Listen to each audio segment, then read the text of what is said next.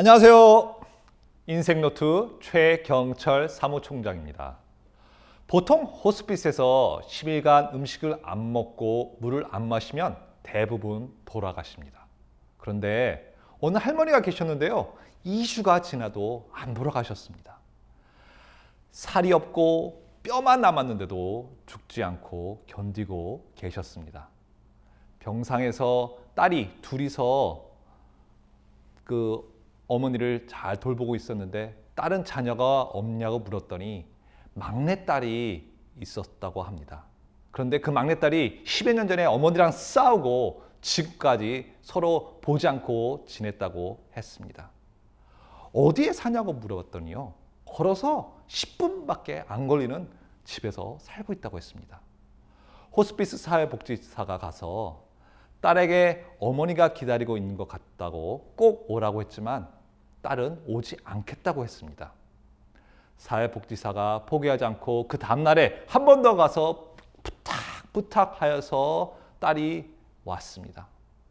막내딸은 운전도 안 하고 걸어서 그 어머니의 집에 왔습니다. 그 어머니 집에 와서 어머니 옆에 앉고 어머니의 손을 잡고 엄마 그 소리 한마디 하였습니다. 5분 후에 그 어머니는 돌아가셨습니다. 그 막내딸을 기다리고 있었던 것이죠. 서로 화해하거나 용서한다 그런 말도 안 했지만은 그 어머니는 그 막내딸이 오기를 기다렸던 것입니다.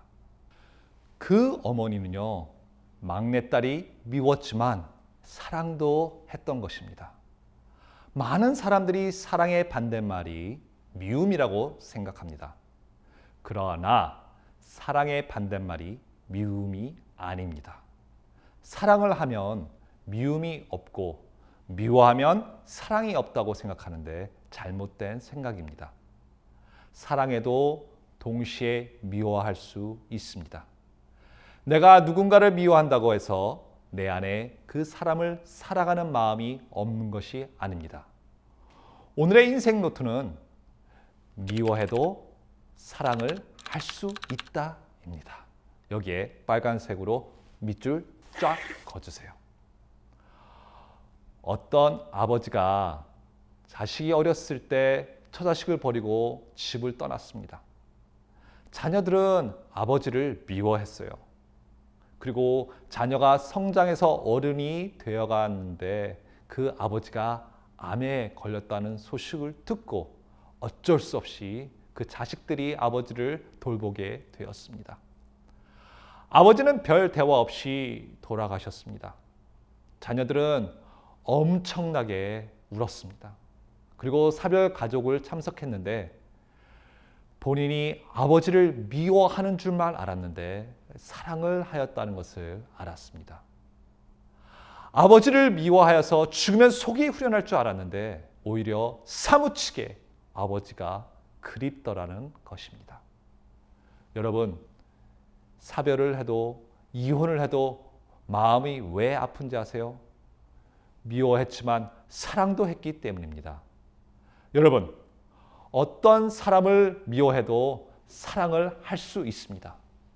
사랑을 해도 미워할 수 있습니다. 내가 미워한다고 사랑하지 않는다고 생각하지 마세요. 미워하는데 사랑해도 괜찮고 사랑하는데 미워해도 괜찮습니다. 미워한다고 사랑하는 것을 버리지 마세요. 미워해도 사랑하시기 바랍니다.